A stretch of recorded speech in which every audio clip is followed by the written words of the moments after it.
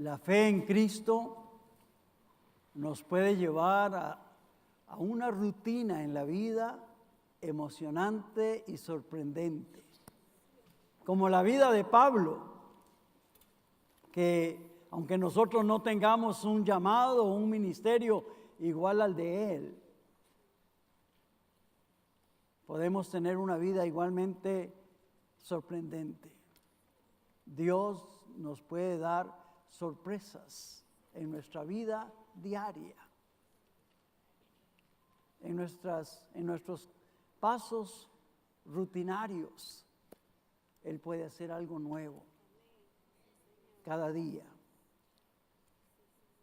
La fe nuestra se muestra a través de acciones, y estas acciones nuestras causan reacciones. Y también la fe se manifiesta de la manera como respondemos a esas reacciones. La falta de esos actos de fe, esos actos de obediencia, pueden parecernos o pueden hacer parecer que nuestra fe es aburrida, una rutina de repeticiones vanas, sin frutos, sin maravillas, sin reacciones. La falta de obediencia, la falta de acciones en nombre de esa fe que tenemos, puede convertirnos en religiosos aburridos, cansados, desanimados, frustrados. Y necesitamos avivar esa chispa dentro de nosotros que nos haga vibrar mientras adoramos a Dios y mientras ministramos, mientras compartimos el Evangelio. Estaba pensando en esos juegos de pólvora. Cuando era niño, allá en mi barrio, usábamos unas cosas que llamaban perseguidores. Y uno encendía aquel perseguidor y lo tiraba y empezaba ahí, y la gente corriendo asustada con aquella cosa, ¿no? O estos juegos pirotécnicos que se levantan ahí en el aire y uno mira algo que lo admira por un momento y uno admira eso y lo recuerda, ¿no? Uno recuerda eso. Que nuestra vida también tenga esa chispa que cause una reacción en medio de la gente, que la gente corra, se asuste o se alegre o admire lo que está pasando con nosotros. Sin duda, el detonante, el fueguito que va a encender esa chispa es la oración. La oración, cuando oramos, algo sucede en nuestra vida. Cuando somos personas o llegamos a ser personas de oración que comúnmente oramos, podemos estar esperando que en nuestra vida ocurran cosas sorprendentes. Cuando nos acostumbramos a orar y entramos en esa relación con Dios, esperamos, Señor, yo sé que tú tienes el poder para hacer algo totalmente nuevo en esta hora, ¿no? Que lo mismo hacemos, la misma rutina, no, porque no podemos hacer muchas cosas extravagantes en la vida, pero nuestra misma rutina de la fe se puede convertir en algo maravilloso. Y yo quiero eso en mi vida. Yo quiero que el Señor haga cosas nuevas en mi vida. Estamos viendo a Pablo en su recorrido. Recuerda que un hombre se le apareció en sueños y le dijo que pasara a Macedonia a ayudarlos, y lo hemos visto allí en Filipos, ¿no? En este recorrido por él, recordamos a Lidia y recordamos el carcelero de Filipos, los frutos importantes de este viaje. Y ahora vamos a leerlo en el capítulo 17, vamos a leer los primeros 9 versículos. Hechos 17, del 1 al 9. Y él sigue ahí en su recorrido, dice: pasando por Anfípolis y Apolonia, llegaron a Tesalónica, donde había una sinagoga de los judíos. Y Pablo, como acostumbraba, fue a ellos y por 3 días de reposo discutió con ellos, declarando y exponiendo por medio de las Escrituras que era necesario que el Cristo padeciese y resucitase de los muertos. Y que Jesús, a quien yo os anuncio, decía él, es el Cristo. Y algunos de ellos creyeron y se juntaron con Pablo y con Silas, y de los griegos piadosos gran número, y mujeres nobles no pocas. Entonces los judíos que no creían, teniendo celos, tomaron consigo a algunos ociosos, hombres malos, y juntando una turba, alborotaron la ciudad y asaltando la casa de Jasón, procuraban sacarlos al pueblo. Pero no hallándolos, trajeron a Jasón y algunos hermanos ante las autoridades de la ciudad, gritando: estos que trastornan el mundo entero también han venido acá, a los cuales Jasón ha recibido. Y todos esos contravienen los decretos de César, diciendo que hay otro rey, Jesús. Y alborotaron al pueblo y a las autoridades de la ciudad, oyendo estas cosas. Pero obtenida fianza de Jasón y de los demás, los soltaron. Usando el sistema de caminos del Imperio Romano, sin duda el equipo de Pablo se moviliza en la provincia de Macedonia y llegan a Tesalónica, donde ahora sí encuentran una sinagoga judía. Allí Pablo, conforme a su costumbre, por 3 sábados llega allí con ellos y discute con ellos. Esta era la costumbre de Pablo. Eso no era nada extraordinario para Pablo ir a la sinagoga. Todos los días desde chiquito él iba a la sinagoga o al templo, ¿no? También es una costumbre nuestra venir a la iglesia, venir a reunirnos como iglesia, venir al templo. Esta es una acción inevitable de este hombre llamado a predicar. Era inevitable. Por 50 y resto de años que he conocido al Señor, me resulta inevitable reunirme con los hermanos. Y desde hace muchos años me resulta inevitable dejar de predicar, porque para eso Dios me llamó. Entonces quiero hacerlo porque para eso Dios me ha llamado. Él declara y expone por medio de las Escrituras que el padecimiento, la muerte y la resurrección de Jesús era necesario, era algo necesario. Él anunciaba que Jesús era el Cristo. Jesús era el Cristo, el Mesías, el ungido, el enviado por Dios. Pablo anunciaba estas realidades del Señor. Era Dios, Jesús es Dios hecho hombre. Es la esperanza que el pueblo judío anhelaba y que ahora mismo estaban combatiendo. Las reacciones no se hicieron esperar. Algunos de los judíos creyeron y se agregaron al grupo de Pablo. Una gran cantidad de griegos piadosos también se une a ellos, y muchas mujeres de la nobleza también se agregaron al grupo. Cuando se predica la palabra, tenemos la esperanza de que alguien se convierta. Spurgeon, considerado el príncipe de los predicadores de la época moderna, Spurgeon les preguntaba a sus discípulos cuando regresaban de predicar, le decía: ¿alguien se convirtió? Y le decía: ¿alguien se enojó? Y decía: si nadie se convierte o nadie se enoja, sus predicaciones no están teniendo sentido, porque predicamos para que la gente se convierta. Y los que no se convierten se enojan. No predicamos para que se enojan, pero se enojan.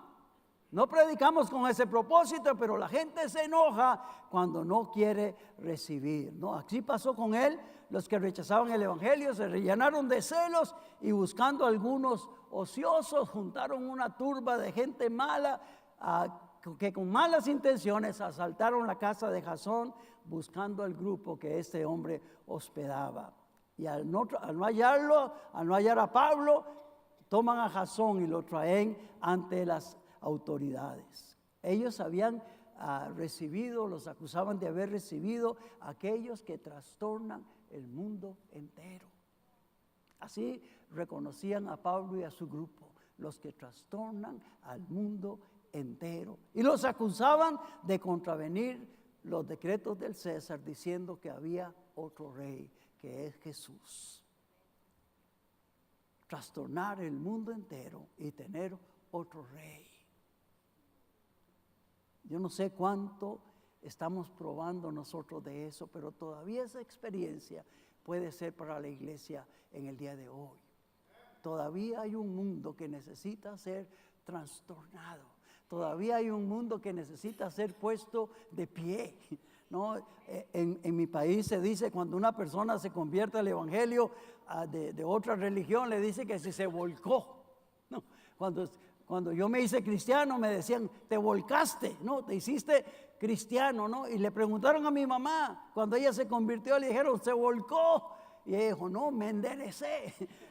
No me volqué, me enderecé, ¿no?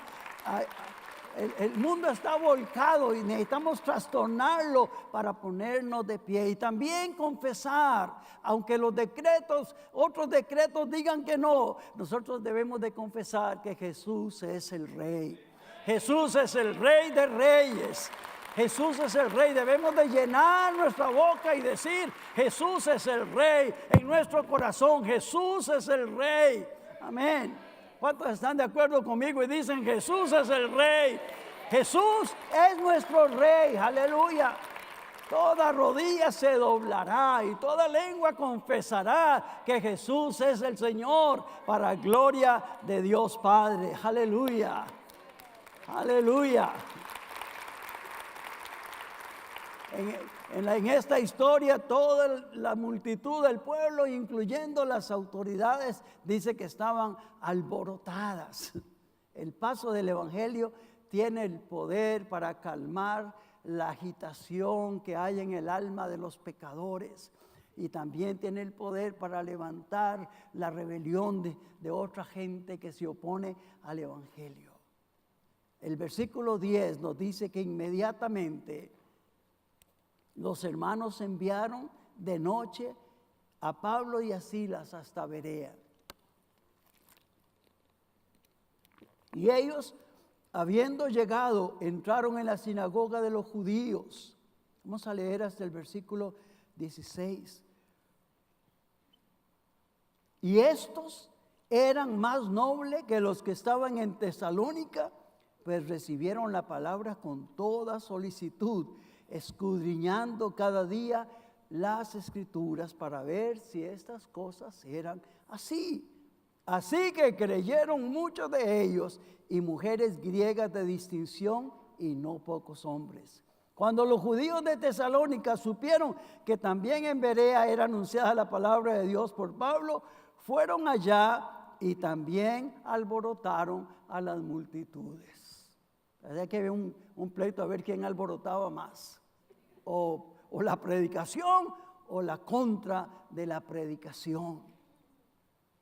Pero inmediatamente los hermanos enviaron a Pablo que fuese hacia el mar, y Silas y Timoteo se quedaron allí, y los que se habían encargado de conducir a Pablo le llevaron a Atenas, y habiendo recibido orden para Silas y Timoteo de que viniesen a él lo más pronto que pudiesen, salieron. Jasón y el grupo quedan libres bajo fianza, pero inmediatamente envían como una precaución a Pablo para Berea. Dice, aquí está peligroso, vamos a mandarlo para allá, porque este ambiente que se ha levantado no es propicio. Era una medida sabia. Los cristianos también tenemos que tomar medidas sabias. La Biblia muchas veces nos dice eso, muchas veces. A veces me pregunto, ¿por qué tantas veces? Esta es la clave de la enseñanza. Los judíos practicaban esto es la repetición, una historia, ¿no? No nos podemos conformar con contarles una historia a nuestros niños y pensar que ya la aprendieron. Hay que contársela otra vez, y otra vez, y otra vez, y otra vez, hasta que lo aprendemos. Nosotros necesitamos escuchar un mensaje una vez, y otra vez, y otra vez, y muchas veces, hasta que un día se nos prende el foco, y decimos, oh, ahora entiendo lo que Dios me ha estado hablando. Cuando llegaron a Berea, entran en la sinagoga de los judíos. Esta era la costumbre, ¿verdad? Ya dijimos. Las rutinas. No nos cansemos de las rutinas, pero esperemos en las rutinas algo sorprendente, algo nuevo de parte de Dios. No, ellos no se cansan, no renuncian, sino que persisten en su rutina, en su tarea diaria. Hay gente que se ha hecho millonario haciendo tacos. Millón de tacos se hace millonario. Millón de pollos asados se hace millonario, ¿no? Millón de oraciones y vamos a ver resultados. Miles de oraciones y vamos a ver tesoros. No se canse, persevere, siga. No diga, no me ha respondido. Siga orando hasta que Dios le dé la respuesta. Ellos se mantienen enfocados en su llamado. Allí en Berea encuentran una grata sorpresa y dicen que la gente de allí es más noble que los de Tesalónica, porque no se enojan con ellos, sino que ellos van a las Escrituras a ver si lo que Pablo está diciendo es verdad. Yo siempre le digo a los hermanos de nuestra iglesia, siempre vayan a las Escrituras a ver si lo que yo les digo es verdad. ¿Verdad? Vayan a la Escritura, eso es una nobleza, ir a la Escritura para ver si lo que oímos es verdad. Oh, sí, esto que me dijo es verdad, aquí está en la palabra. Y si no, oh, esto que me dijo no es verdad. Señor, ayúdanos. Amén. De forma que revisamos las Escrituras cada día para saber si lo que Pablo decía estaba de acuerdo con ellas.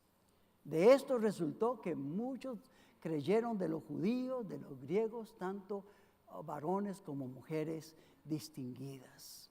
La única manera de que alguien crea es que sea expuesto al Evangelio. Déjeme decirle algo, cuando tú oras por alguien, por tus hijos o por tus sobrinos o por tus papás, cuando tú oras, la oración no va a tener efecto hasta que esta persona escuche la palabra. La única manera de que la gente se convierta es oyendo el Evangelio. Por eso Dios nos dio el Evangelio. Cada persona que se convierte en la Biblia y cada persona que se convierte en verdad necesita escuchar el Evangelio.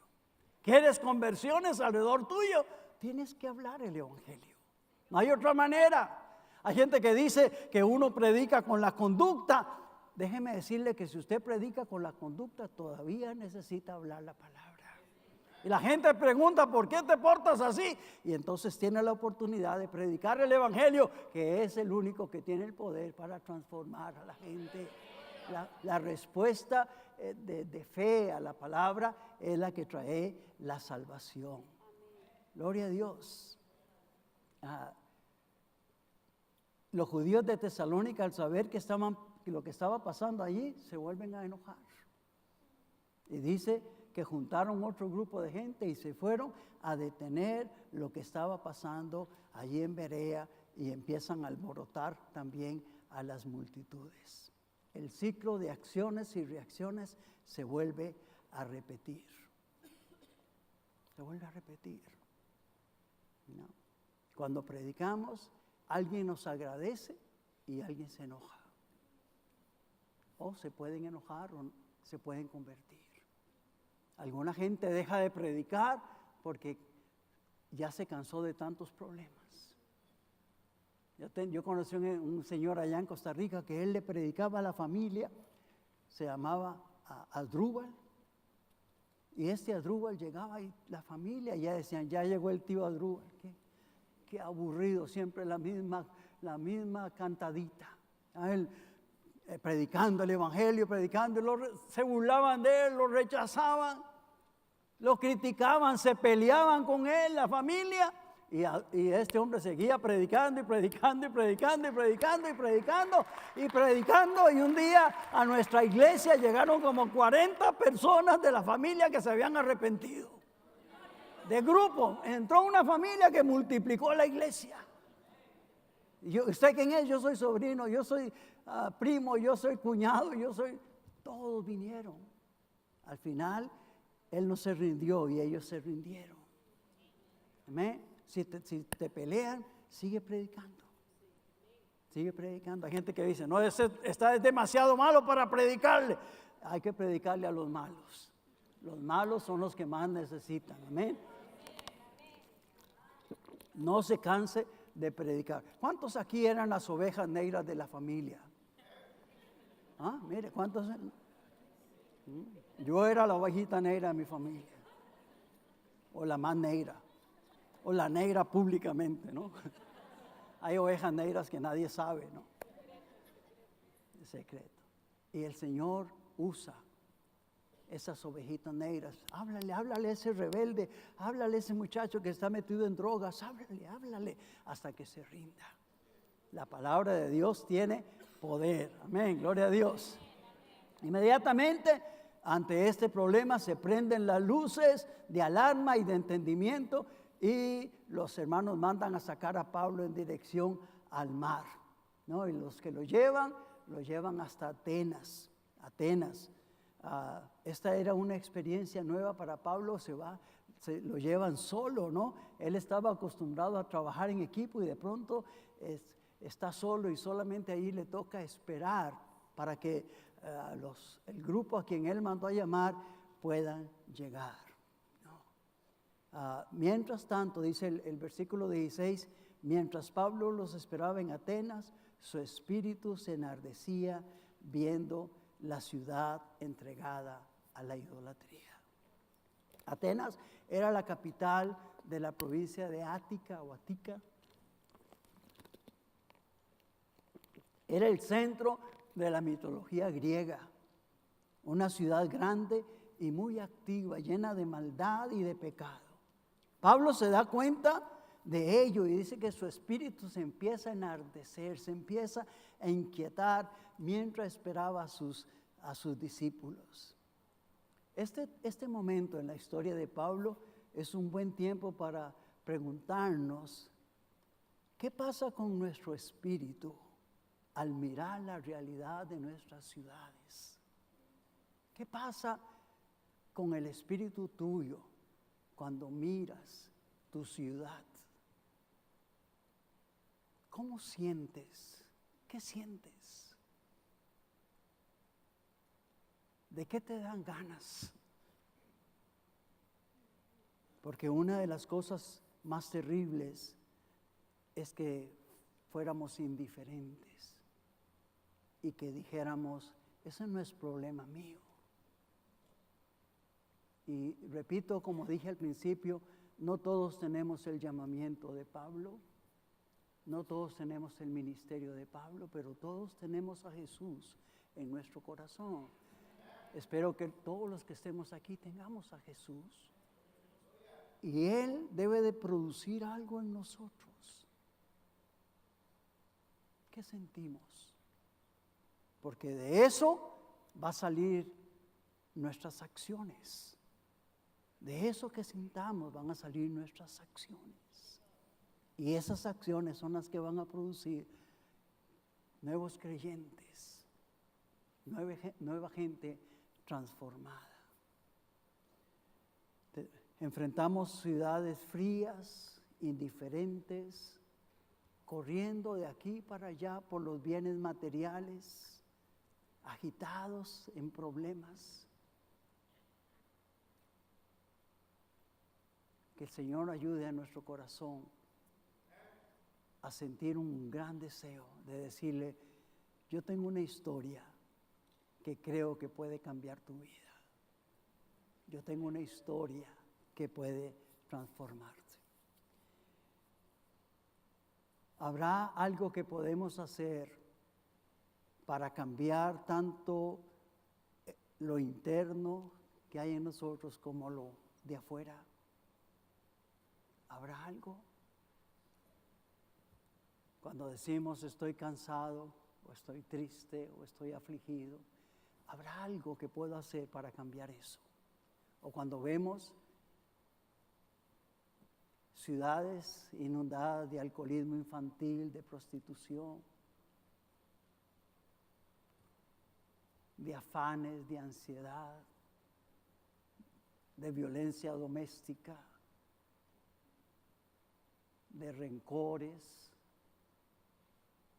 ¿Qué puedo hacer, Señor?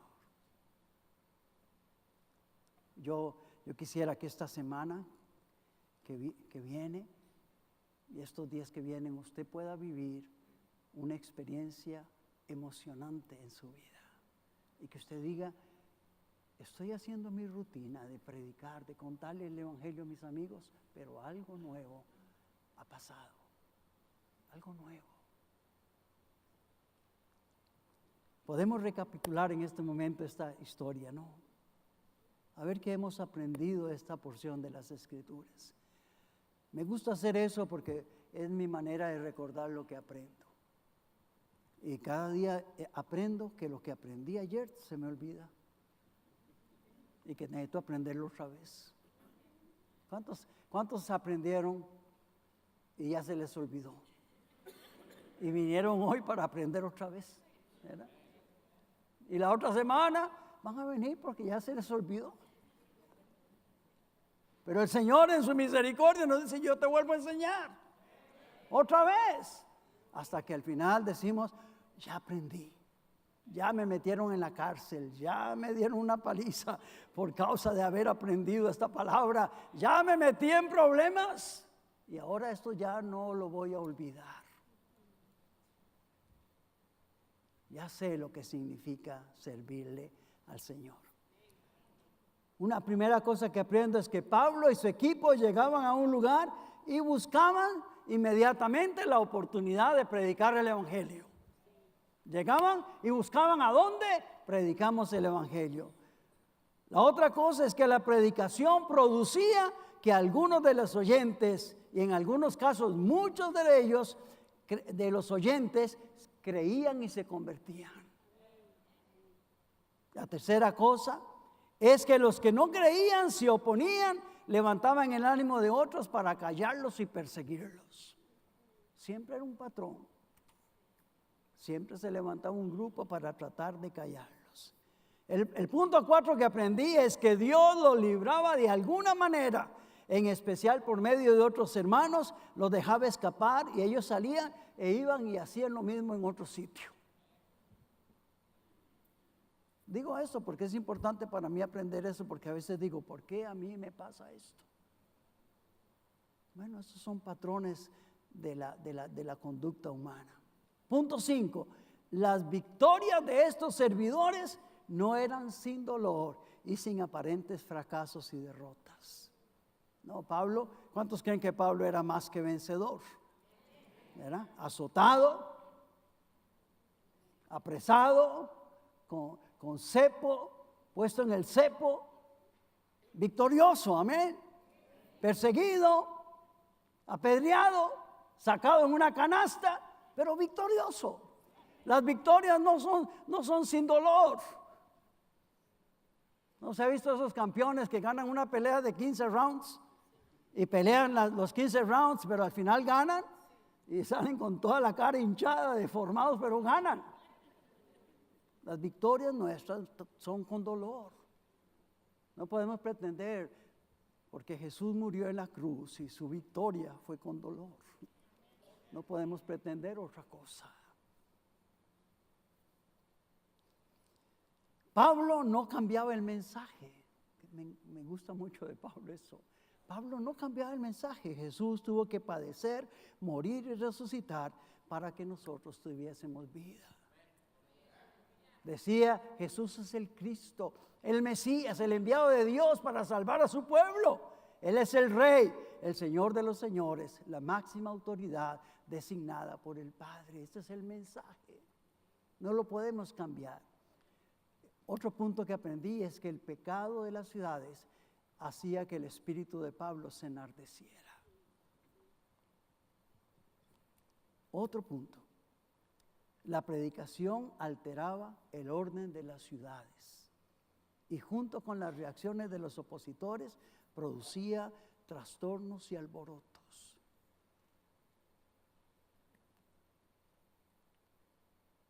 A veces queremos vivir en paz y a veces por vivir en paz no predicamos, porque ese tío mío es muy explosivo y si le predico se va a armar una. Mejor me quedo callado. Y yo me quedo callado sin recompensa y él que se vaya al infierno. O hasta que venga otro más explosivo que le predique. No se trata de vivir en paz, se trata de cumplir el propósito de Dios. No paz a cualquier costo. Se trata de obedecer a Dios, aunque esto implique que vamos a tener una batalla. Cuando predicamos, al final vamos a salir bien. Amén.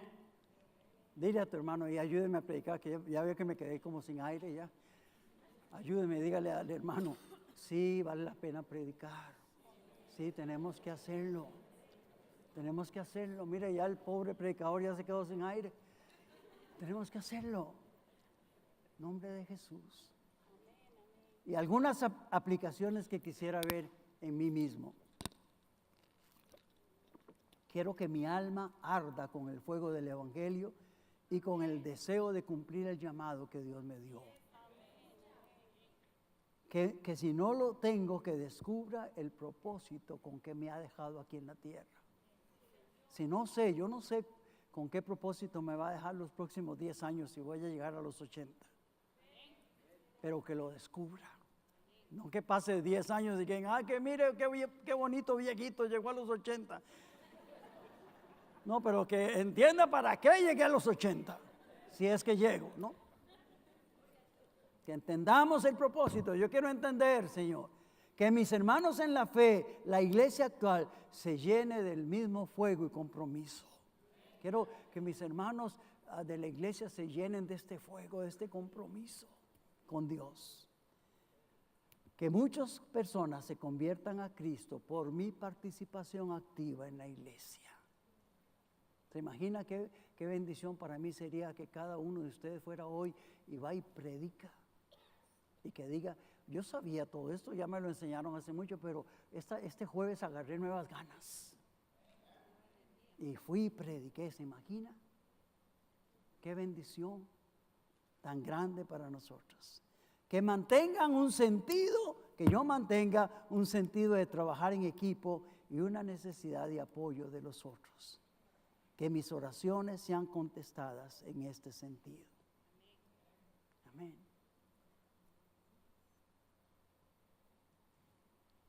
Hoy podemos concluir esta reunión orando para que en cada uno de nosotros ocurra esa transformación. Que el poder manifiesto del Espíritu Santo nos levante y nos lleve de un lugar a otro con la determinación de ser una luz para nuestra familia y para nuestra comunidad. Que trastornemos a nuestro pequeño mundo, uno a la vez, haciendo la voluntad de Dios, puede hacer suficiente ruido. Uno a la vez, haciendo la voluntad de Dios, puede trastornar muchas cosas, trastornar las tinieblas y traer la luz de Dios. ¿Qué le parece si hacemos una oración? Si usted entiende lo que debe hacer, Gerson, usted entiende lo que debe hacer, ¿verdad? Usted entiende, Jorge, usted entiende lo que debe hacer. ¿Cómo te llamas tú? Edwin, tú entiendes lo que debes hacer, ¿no? Aquí hay muchos que entienden lo que deben hacer, ¿verdad? Ahora hay que hacerlo. Bueno, no digo que ellos lo están haciendo, que lo sigan haciendo. Pero hay algunos que no entienden. Señor, yo no sé todavía. Hay que preguntarle, Dios, explícame, enséñame. Por favor, no quiero pasar más tiempo sin entender esto. Explícame. Pon en mi corazón ese fuego. Y una vez que entendemos, vamos a hacerlo. Y vamos a orar, Señor, por favor, úsame con esto que me has dado. Amén. Úsame. Y Dios nos va a dar la oportunidad.